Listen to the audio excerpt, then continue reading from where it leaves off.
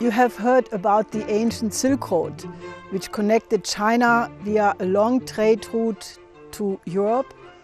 It was an exchange of silk, porcelain, book printing, but more important than the goods was the exchange of technologies. The ancient Silk Road brought enormous economic benefits to all the countries participating. But it also was an exchange of ideas and beautiful cultures.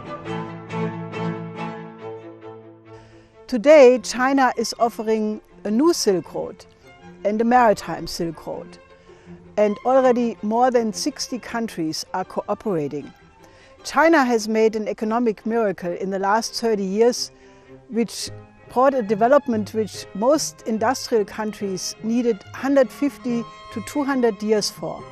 And now China is offering that same model for every country which wants to cooperate with that perspective. The new Silk Road is based on a win-win perspective. That is, that each country which participates in it has equal economic, cultural and political benefits. It is a true idea to overcome geopolitics, that evil which caused 2 world wars in the 20th century. It offers the perspective of a true global development partnership, of all of mankind working together for the common aims of mankind. Now we have produced a 370-page study which is called The New Silk Road Becomes the World Land Bridge. Now that book you want to read.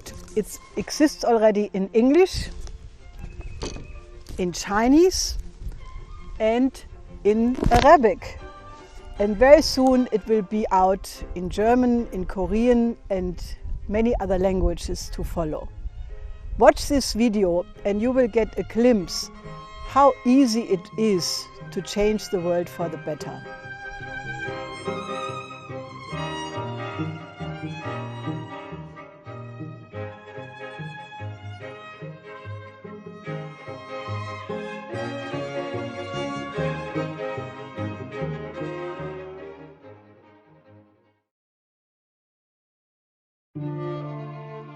When Helga Zepp-LaRouche traveled to China in 1996 with a proposal for what she and her husband Lyndon LaRouche called the Eurasian Land Bridge, she arrived with a forecast that if the nations of Europe and Eurasia failed to economically integrate the disparate regions of the continent, powerful political and economic forces, in order to preserve their post-World War II hegemony, would exploit the weaknesses of these underdeveloped regions and destabilize the major continental powers, in particular Russia and China. 20 years later, in a world where systemic economic crises and proxy warfare have become the new normal, it is not hyperbole to say that we are, as a planet, at the end of that post-World War II paradigm. Now, a handful of world leaders are proposing a change of course, and in doing so are fundamentally challenging the underlying axioms which have shaped the last century of global economic policy. Is it in a nation's interest to be the global hegemon on the planet? If a nation's or group of nations' defense policy creates a less secure planet, is it really effective? In what economic interest is it that entire populations and their continents remain malnourished and underdeveloped? Chinese President Xi Jinping's proposal for win-win cooperation on the One Belt, One Road initiative is an offer to change this paradigm, making an offer to all nations, friend and foe, to recognize that it is in each other's vital interests that every nation develop economically, culturally, and spiritually. And while the majority of the world's population has signaled their readiness to commit to a new win-win paradigm, the Chinese have no illusions about the implications of calling for a new global economic order. In the 3 years since Xi Jinping first announced the Eurasian Land Bridge Belt and Road Strategy at Nazarbayev University, China has made significant progress bringing European nations on board. However, while rebuilding these land and sea trade routes across Eurasia will dramatically improve the global economy, the initiative is not yet a global one. Significant geopolitical hurdles remain. For a true win-win global paradigm, the transatlantic region must recognize their inherent interests in this new economic order. But what will it take for these nations to see partners where it now only sees adversaries? Who in the West shares a vision of the common aims of mankind? Those answers and more can be found in the EIR Special Report, The New Silk Road Becomes the World Land Bridge. Let us take a tour of the World Land Bridge and see what a truly global win-win paradigm can look like. The 65 countries along the One Belt, One Road account for 63% of the world's population, a total of 4.4 billion people. But their output makes up only 29% of total world output. Similarly, China's GDP has exceeded half of the total GDP of all these One Belt, One Road countries, which means that if coordinated properly, the economic engine of the Chinese economy will unlock the potential lying underutilized along the One Belt, One Road route.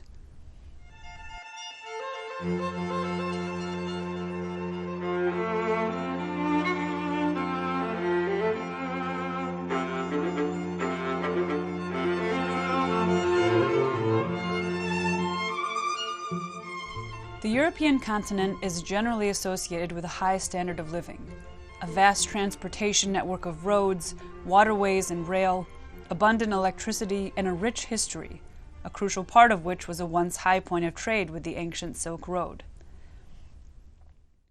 But at what expense did Europe achieve and maintain this standard of living? And at what cost will it defend it?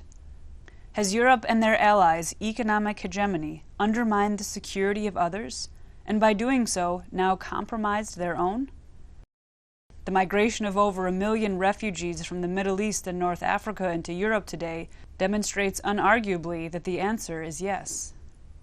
And while the conditions these refugees are fleeing are rapidly deteriorating, so too are the conditions in Europe.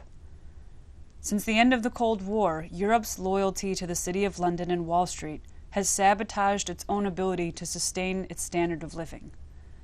Today, Europe suffers from soaring youth unemployment and a chronic debt and austerity crisis, all of which is giving rise to extremist political organizations and cracking the facade of European unification. As China is currently demonstrating with its One Belt, One Road initiative, one of the greatest investments a country can make for its own security and prosperity is securing the stability and advancement of its neighbors. Such is also the case for Europe. The greatest improvement for Europe will be the coordinated development of Africa and the Middle East with the European continent.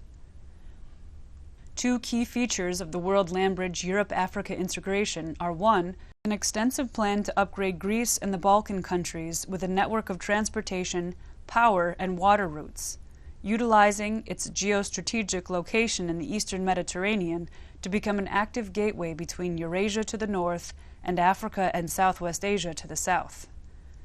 Second, completing the missing link between the two continents at the Strait of Gibraltar with a 25-mile tunnel connecting Spain and Morocco. Here, Spain, already a leader in high-speed rail, will no longer be at the edge of Europe, but will become a hub for a multitude of cultures and economic exchange.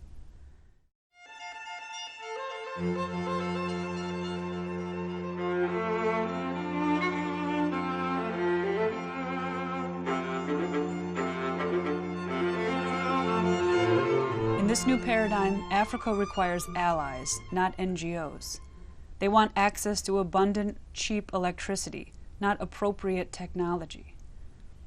In this new paradigm, Africa must be seen as the rich yet underutilized continent that it is, not a burden or a place to send aid, as many commonly think today. The vast potential of the continent can be unlocked with a few key projects. First, the Transaqua project. This project would divert 5% or 100,000 cubic meters of fresh water per year from the Congo River to Lake Chad. Refilling the lake will provide Central Africa hydropower, irrigation for agriculture, waterway transport, and will relieve the region's present landlocked condition. A second project, conceived over a century ago, is a dedicated rail line running from Dakar, Senegal on the Atlantic coast, across the continent to Port Sudan on the Red Sea. The main line passes through Senegal, Mali, Niger, Chad, and Sudan, connecting the Indian and Pacific Oceans. In total, a 14,000-kilometer network of rail. And a third project, authored by Egyptian engineer Ayman Rashid, is the Africa Pass, featuring 2 development corridors which integrate the water and transportation potential of the continent. The Africa Pass connects the Great Lakes nation's agricultural output to modern roads and high-speed rail, leading to a major modern seaport at Sidi Barrani on the Libyan-Egypt border.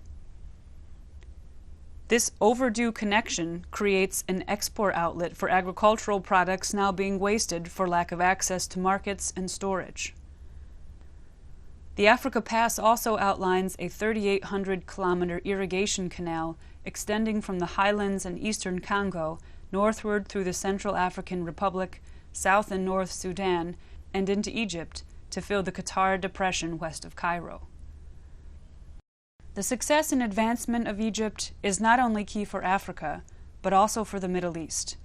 These 2 regions of the world have suffered the greatest under the current paradigm, and they have the most to benefit from a new one.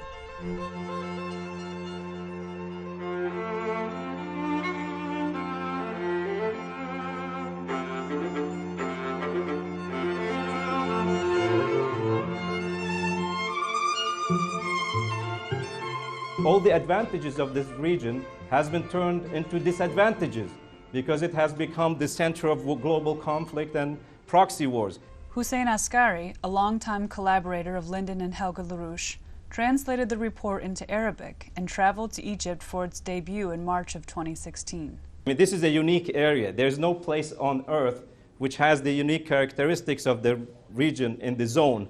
It's in between 3 continents.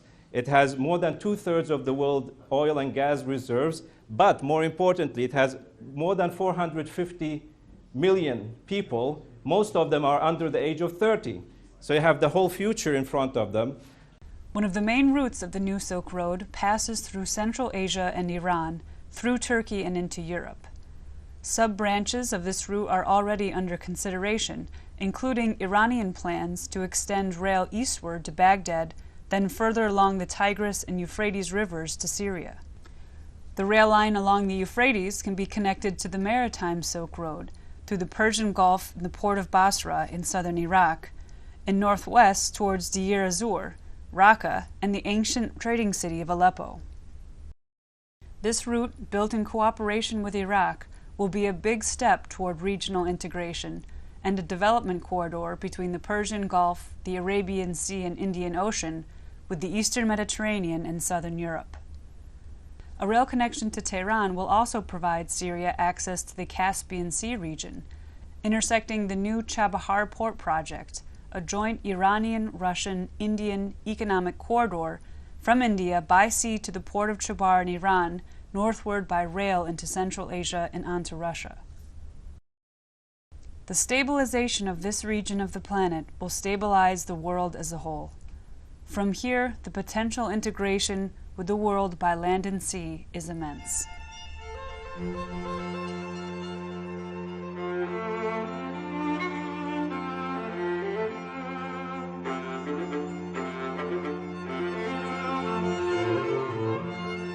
Putting its own win-win cooperation to the test, China is proposing real development, not simply aid, to its southern neighbors in Southeast Asia.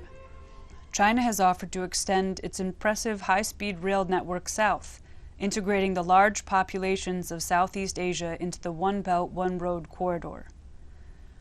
Construction of the long-planned Kunming to Singapore rail corridor is now moving forward, due in large part to financing and construction contributions from China. The Central Line will cross Laos and Thailand before heading south to Malaysia's capital, Kuala Lumpur. The Eastern Line will run through Vietnam and Cambodia before linking up with the Central Line in Bangkok. The Western Line will cross more of southwestern China and much of Myanmar before joining up at the hub in Bangkok. far busier than the current poorly maintained land routes in Southeast Asia, are its sea corridors. Nearly a quarter of all the world's traded goods travel through the narrow Straits of Malacca, the main shipping channel between the Indian and Pacific Oceans. With even short-term growth projections for the region showing full saturation and unsafe levels of congestion, alternative routes are being considered as part of the One Belt, One Road Maritime Silk Road initiative. One such route, long championed by Lyndon and Helga LaRouche and featured in the EIR report, is the Craw Canal. Not only would the canal's construction and operation provide a dramatic and lasting upgrade to Thailand's economy, due to its strategic location, this simple 30-mile-long waterway would boost the overall efficiency of trade worldwide.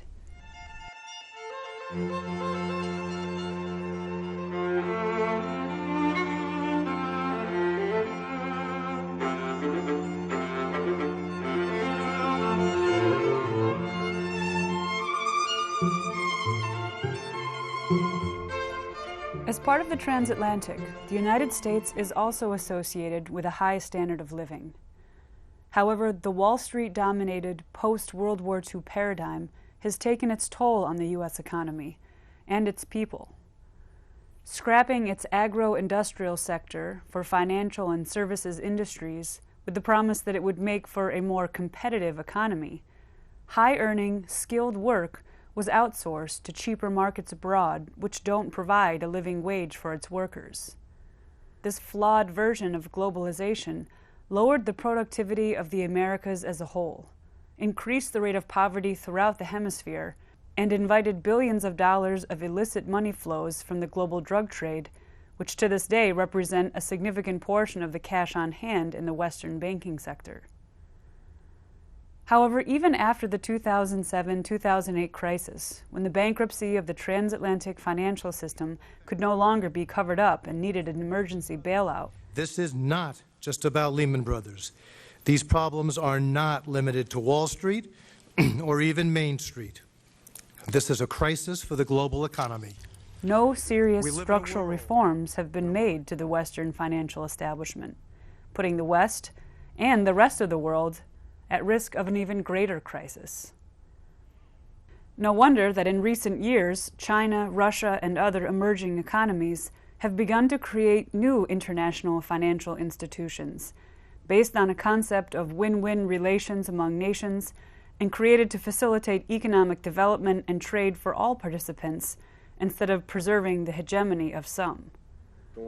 Instead of the exclusivity of U.S. trade agreements like the Trans-Pacific Partnership, China has extended an invitation to the U.S. and the rest of the Americas to join them in establishing a new era of global economic development.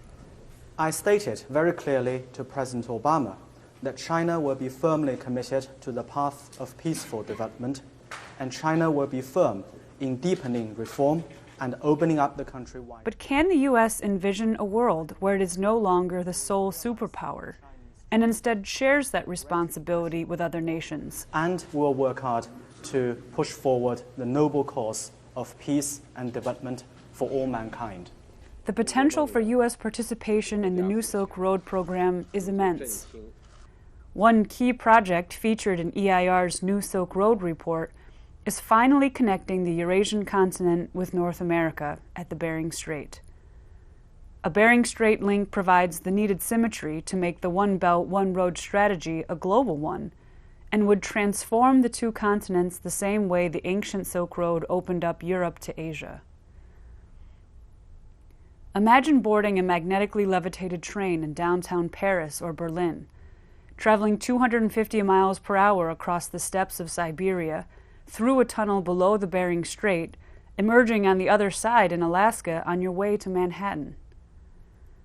Layered with the freight and passenger rail line running north-south from Alaska to the lower 48 states from Eurasia, is the construction of the long-awaited North American Water and Power Alliance, an Apollo-era continental water management system that takes freshwater runoff from Alaska and Canada and diverts it southward for use in the arid southwest United States.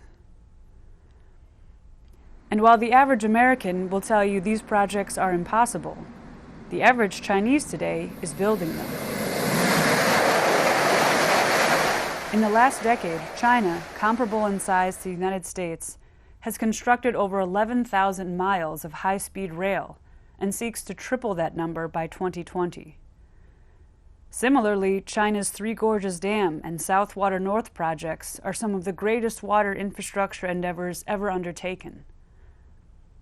In the new win-win paradigm, big infrastructure investment is the new normal, everywhere. Inspired by the Suez Canal project recently completed in Egypt and the promise of maritime integration with the new paradigm One Belt, One Road and BRICS nations, another project featured in the World Land Bridge Report is now underway. The Nicaraguan government has won an uphill battle to build a 173-mile interoceanic canal across its country, creating a passageway for some of the world's largest shipping vessels, which currently cannot pass through the Panama Canal.